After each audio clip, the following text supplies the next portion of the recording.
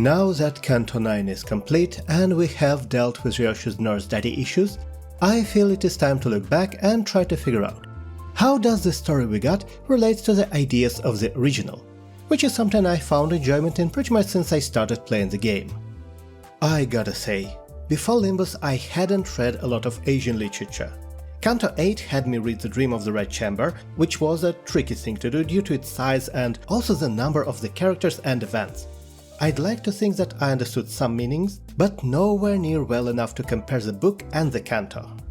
However, that is not an issue with Canto 9, because what is adapted is only a very short story. Plus, I know very little of Chinese literature and culture, well, other than gacha games, but while I am in no way a literary analysis expert, I have watched enough samurai anime, so surely I can find things to say about something made in Japan, right? And I really wanted to make something about Ryoshu. She is delightfully sociopathic, and I was eager to at least see how much that matches the original character. When I started actually looking into the Hell screen though, I found out that it is itself an adaptation of one of the stories from the collection of tales from Uji. Let me tell you, that collection was not easy to find, and all I needed from it was just a single story, barely covering a single page. Actually, a brief summary on Wikipedia is pretty much a full retelling. There's a painter, his house catches fire, he runs out, but his wife and children are left behind. And instead of trying to help them, he just stands there, fascinated by the fire, realizing he was not painting it well enough all this time. That is literally it. Honestly, that story is just a very simple anecdote conveying a single idea. A painter who got struck by seeing the unusual reference material and forgot the importance of anything else. To my understanding, Tales of Uji is filled with anecdotes like that.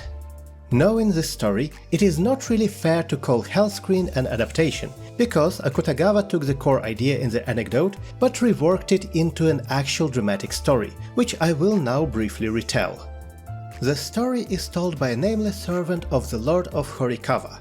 It is important because this narrator readily gives his very subjective opinions on the characters, and being the Lord's servant, he praises the Lord to no end, even though events he describes also talk of casual brutality and human sacrifice. For this man, there are no apparent limits to what he can do. The servant also introduces Yoshihide, the great painter. Throughout the story, Yoshihide is described as an utterly unpleasant man in appearance, conduct and demeanor. Yoshihide is ugly like a monkey and called monkey-hide by cruel tongues. Yoshihide does weird things to get reference for paintings, to the point of sketching rotten corpse on the roadside. And finally, Yoshihide does not show proper respect to the Lord. The only positive in relation to Yoshihide is his daughter, a beautiful and kind girl whom the Lord has taken as a junior lady in waiting, which actually pisses Yoshihide off, because he is very protective of the girl, so he asks the Lord to release her from the service. That in turn pisses the Lord off, even more so due to Yoshihide trying it several more times. Now, rumors were that Yoshihide suspects the Lord would try to take advantage of his daughter, which the narrator keeps denying as completely baseless, even citing the Lord's words on the matter. This part of the story shows incredible subjectivity and even hypocrisy, especially because later the servant actually walks in on the girl at night, interrupting her being assaulted by someone. She refuses to say who that was, and the servant claims he did not see the other person before he fled, but it's pretty obvious that it was likely the Lord himself. Back to the main event of the story. Even though Yoshihide pisses him off, the Lord commissions the painting of Hell, and the painter gets to work, spending more than half a year on it. During that time, Yoshihide paints as a man possessed, and that is a time of strange happenings. Yoshihide is one of those painters who can draw only the things they have actually seen. I myself personally knew one similar painter, and at some point the man even joined the ship crew to be able to travel to different countries and draw the sites there. So how could Yoshihide draw Hell then if he is one of those? Well, apparently drawing demons is easy, because they visit him in his dreams and provide vivid images and torture. And for the sinners, he uses his own apprentices, stripping them, bounding them in chains, and even going as far as to make one being attacked by a huge bird. The centerpiece of the screen is missing though. Yoshihide's work is stuck until finally he asks the Lord to provide him with reference material. This is the point I want to stress. Yoshihide asks the Lord, specifically, to burn an aristocrat's carriage for him and to have in that carriage a beautiful noble woman. And so the Lord promises to do just that.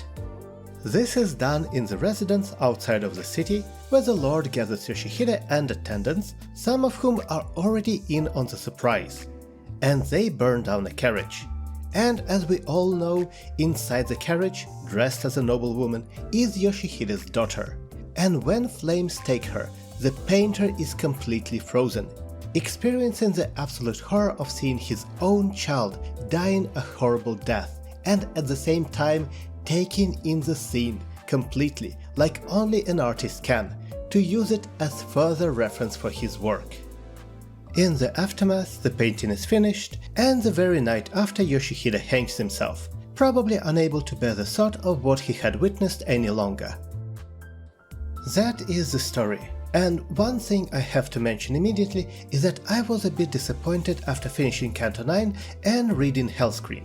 See, I like Ryosho, and I was absolutely looking forward to her going completely unhinged in her Canto, and she didn't. And you might say, hold on, Ryosho actually killed her own mother. Are you yourself so psychotic that this act of violence is not enough for you? And to that I reply, well, maybe, but that's not the point. In Hellscreen, the Lord is the one doing all the horrible things, but Yoshihide is the one who asks, so he bears the weight of that crime just as much as the Lord, if not more so. This is also why the story hits so hard. By that logic, Yoshihide has indirectly killed his own daughter. In comparison, Ryosho in Canto 9 seems almost devoid of choice. Rather, it's the Nurse Fathers that drag her back and essentially make her commit to the final brushstroke required to complete the painting. And it's not so strange for Cantos, where our sinners are quite often forcefully dragged through speedrunning their personal traumas. But still, Yoshihide's own actions are the cause of his suffering, and Ryosho seemingly had no choice in her actions from her very birth, and also from the start of the Canto. Let me shelve this thought for now because I actually went a bit too far ahead. The fact that the original story is really quite short allows for a lot of plot points related to the overarching story. We have Gregor finally breaking out of his shell, and that is apparently not even his final form. We have Sinclair, from the final chapter of the Damien novel, come by to say hello. And of course, we have direct confirmation for all the stupid fouls in the back row that we are working for Diaz. Something everyone could reasonably suspect from when we first spoke to Ezra over the radio. However, if we strip all this additional flesh to claim the bones of the story, it is a really weird sight. We have the very core of the story present. Ryosho causes the death of her daughter, which results in the sight straight out of hell. But everything surrounding it is just wrong. Well, not wrong, but different. Even the characters. Hellscreen has 3 characters at most, not counting the narrator. Yoshihide, Yoshihide's daughter, and the Lord. Sure, there are mentions of Lord's son, Yoshihide's apprentices, and Lord's attendants, but they are just one-time side characters. But in Canto 9 we got Ryosho, Ryosho's daughter, and then we got a gaggle of 10 whole characters, 5 Nurse Fathers and 5 new apprentices. And the immediate conclusion is that all of them, or at least Nurse Fathers, represent a single character of the Lord. But that also doesn't fit. As a minor side note, in Hellscreen, among the attendants to the burning, there is an intimidating samurai armed with a sword, apparently brought by the Lord for protection. I have no basis for this, but I like to think that this character became an inspiration for Matthias with his massive build and huge sword. Anyways, the Nurse Fathers in some way act as Lord character towards Ryosho, but at the same time, they are the ones following orders to create this painting. And speaking of that, can Ryosho be even called the representation of Yoshihide, since it looks like she is the very canvas on which the images of hell are depicted? And then there are 5 apprentices, who can be seen as, well, painter apprentices, but they also fall into child-parent relationships with Nurse Fathers, mirroring Yoshihide and his daughter. It's a mess, a tangled mess, but thankfully Project Moon gave us the clue to understanding it. It's in the name, it's in the way we move through the story, it's in the weapon used to torture people because of course it is. I am talking about the spiral. visually represented by the web of spiders. The symbolic meaning of this is explained by how the spiral weapon works. It drills into the body, however it is never able to reach the other end. This is one of the paradoxes by Zeno, ancient Greek philosopher, specifically the one about Achilles and the tortoise. But we can take pretty much any Greek hero and slow-moving animal to demonstrate. Let's say we have Odysseus chasing a slug for some reason, starting 100 meters behind, with the slug trying to run away. Slug is of course slower than Odysseus, but still, when Odysseus covers those first 100 meters, Slug would have run away a bit further, maybe a meter or two, maybe even 10 with good coin tosses. When Odysseus covers that distance, the Slug would have moved just a little bit further, so now Odysseus have to cover that distance and so on and so on. Zeno loved that kind of stuff apparently, since his other paradox deals with a similar idea of moving towards a stationary target. You would always have to move halfway towards your goal first, and so you can say that you would never complete your journey. This was nicely demonstrated in 1994 romantic comedy IQ with Meg Ryan and Tim Robbins. By the way, I vastly prefer Meg Ryan romantic comedies over Julia Roberts romantic comedies. No idea if anyone can even relate these days. I'm getting distracted. If we fold Achilles and the tortoise picture, we would get a nice spiral too, which is also what Limbus gives us in the third part of the Canto. This is not even visual storytelling. This is pretty much schematic storytelling at this point. Layers of spiderweb curving down on itself representing characters and their relations. And I guess it's time to do a full circle on the web of adaptations and talk about the Spider Thread, another short story that inspired Canto 9. And you may think that it has something to do with spiderwebs and the cyclicality of life, but no, not even close. The Spider Thread is also an adaptation, but unlike Hellscreen, which expanded a lot on the original, this one is pretty much a direct copy of Fable of the Onion, which is a story told by one of the characters in The Brothers Karamazov, the final novel by Dostoevsky.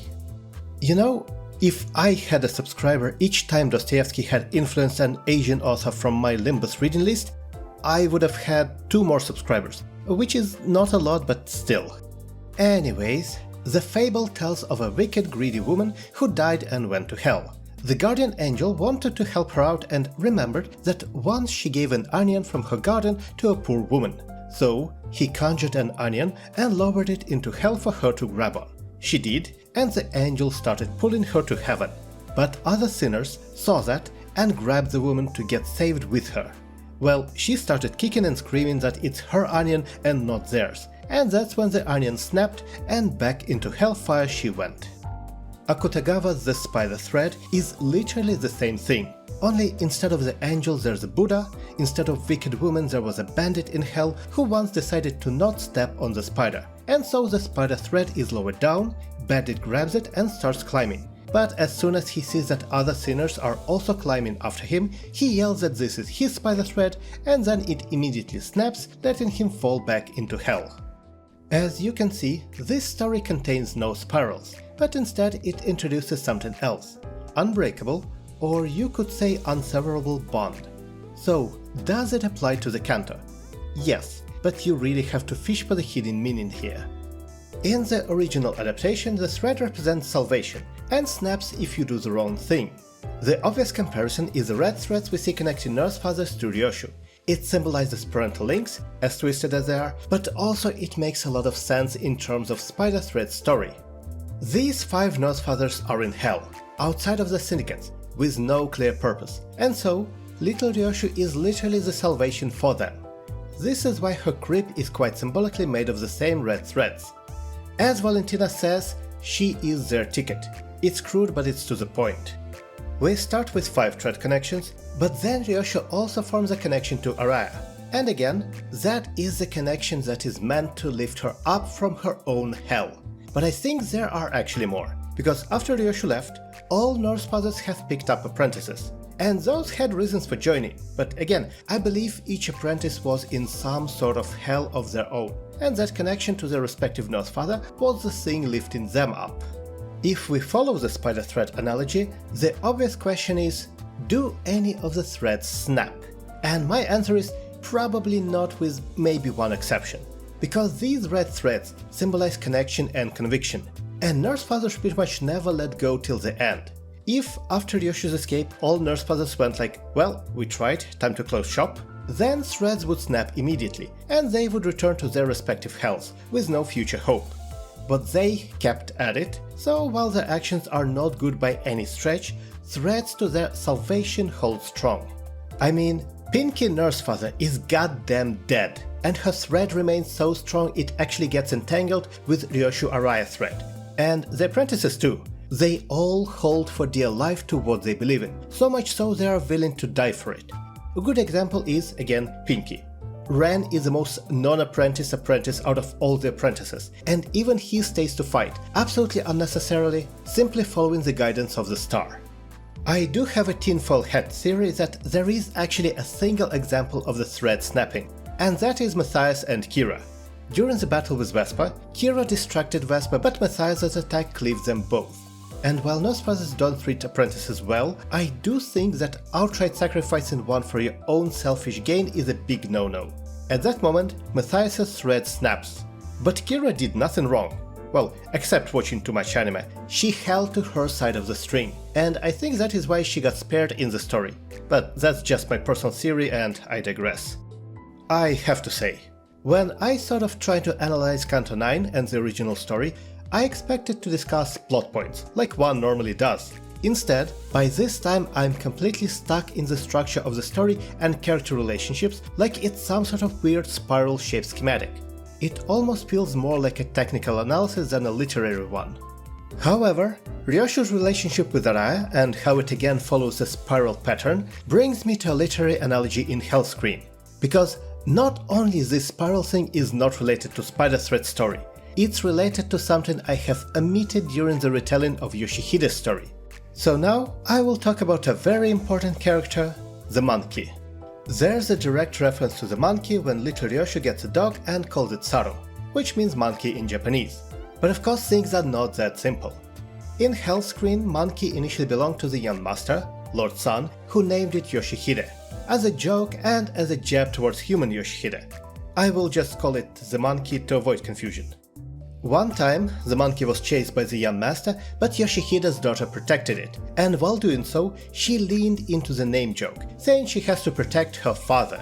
Since that time she cared for the monkey, and the monkey seemed to care a lot for the girl. In fact, when the servant prevented the assault on Yoshihide's daughter, it happened because the monkey did a lassie and called for help, and the servant even notes that afterwards the monkey looked grateful. And then, when Yoshihide's daughter was burned alive, Monkey dashed into the burning carriage and died there with her. I want to propose the idea of the monkey being a representation of Yoshihide's soul and humanity. Even though the girl was serving the Lord and Yoshihide was painting, and they probably had almost no opportunity to meet and talk, Yoshihide never stopped caring and worrying about his daughter, and she in turn kept caring for him. And when she was murdered, even though the painter did nothing while watching the fire, his soul died with his daughter. And this sort of loop, father caring about his daughter symbolically caring about her father, is what Canto 9 is. And just in case we miss it, Project Moon repeats it something like 6.5 times. This is why I believe nurse fathers and apprentices are not a representation of the Lord, but of aspects of Yoshihide, a parent who is dedicated to perfection of his craft. A possessive parent who wants to keep his child to himself, not thinking about her future. A parent who just wants to create art. Even a parent so dedicated to work itself that he seems forever absent. Or even, and this might be a hot take, a parent who simply wants the child out of Lord's service for her own good. And while apprentices are mostly that, apprentices tortured to create the painting of hell, they also represent targets for each individual nurse father's, for lack of a better word, affection. And to keep with the spiral theme, while nurse fathers are parents to Ryoshu, they also take the role of tortured apprentices when she escapes, wounding and killing them in the process, all to create the final masterpiece. I have been circling, pun very much intended, around Ryoshu and Araya, and those are of course the core example of things I mentioned here. Ryoshu becomes a parent to Araya, and her attempt to get her out of the House of Spiders essentially causes her death, plunging Ryoshu in the similar kind of shock that Yoshihide experienced in the Hellscream. Difference is, Ryoshu doesn't just create the painting, she becomes the vision of hell herself. At the same time, in the House of Spiders, Araya gives Ryoshu as much care as she receives. and when given a choice, she also grabs the string connecting her to Ryoshu even though that path eventually would mean death. And at the very end, when hell is materialized on Earth, she is the one to step into it, like Yoshihide the monkey, the soul of the painter, plunging into the fire. The ending we got seems to be a reversal, or maybe mirroring, of the original story. While in Hellscreen, Yoshihide and his daughter were brutally separated, and the painter killed himself unable to live with the memories, in Limbus, Ryoshu and Araya are now together forever, after a fashion, and Ryoshu has no memories of it. Though we can definitely say that part of Yoshihide committed suicide after all that he's done. Also feels like a reversal of Heathcliff's ending, where there's no Cathy left and he's the only one who remembers. One question remains. If almost every character in this canto is Yoshihide and or Yoshihide's daughter, then who the heck is the Lord? Since it was a joint syndicate's project, the fingers are the obvious choice, but I want to go one step further.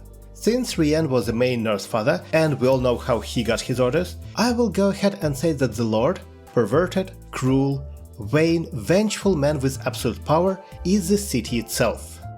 And imagine this. It's not something directly implied in Hellscreen, but what if the payment for the painting of Hell should have been Yoshihide's daughter's release?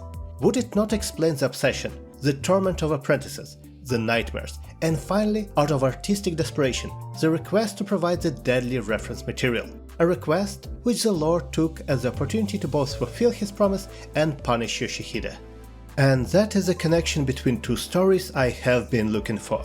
Yoshihide did everything to get his daughter back, but that only caused her death due to the Lord's cruelty. And Ryoshu held onto the spider thread and did everything to save Araya. And I don't have to tell you how the city likes to twist the result of such actions. I can only hope that even the city could not expect the strength of the thread, and maybe in the moment when Ryoshu was brought back, even the city got scared of what it saw. If it can get scared at all. Though, perhaps that's just me trying to be much more hopeful than we all have any right to be.